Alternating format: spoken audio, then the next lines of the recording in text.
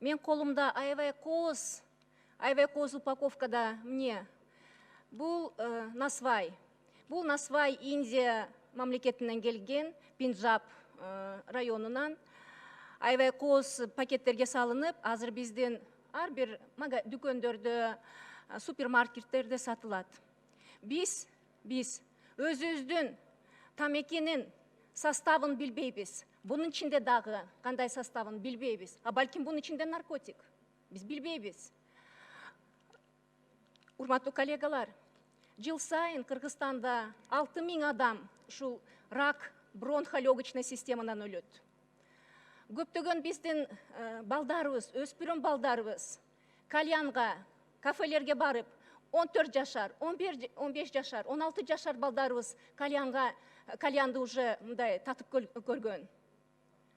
Азыр дүйнө жүзүндө дагы ушу табачный компаниялар, табачный лобби, мыйзамдары мындай алсыз жеңилдеткен мыйзамдардын мекемелерге барып, ушул баягы күчтүү мамлекеттерден кетип, ушул биздин мыйзамыбызда аябай ушул насвайга, тамекиге, электронный сигареталарга, кеңир мындай коомдук жайларда мындай тартканы жол берет. Келгиле, биз өзүбүздүн балдарыбызды ойлобойлукпу? Мен ойлойм, биз бул маселе боюнча катуу туруп бериш керекпиз.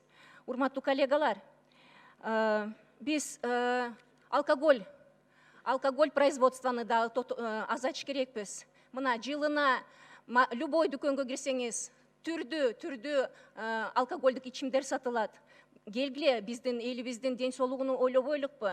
Мына бунун мен сиздерге көрсөткөн упаковкада бир да акцизный маркасы жок. Кайрадан агитация кылып атат. Тамекени жыттуудамын, рахат алыңыз депчи. Мына табачный лобби, сигареттер азыр бир топ менен, пакет менен сатылып атат. Анын ичинде зажигалка, ключница, бүт ушул табачный компаниялардын маркетингин, менеджментин. Келгиле, биз ушул маселеге бир жакшы көңүл бурбайлыкпы? Урматтуу депутаттар, мен сиздерди барыңыздарды бул абдан ушул орчундуу маселеге көңүл буралык. Биз азыр аябай катуу мыйзамды алыш керекпиз. Анткени чындыгында биздин балдарыбыз, анын ичинде жаш өспүрүм кыздарда дагы ушу насвайды тартып калышыптыр. Биздин айымдар дагы, биздин исследованияны жасасак, көбү 45% ушу тамекини тартат экен. Бирок биздин менталитетке да жакын, мен ойлойм, бул башка цифра, чоң цифра.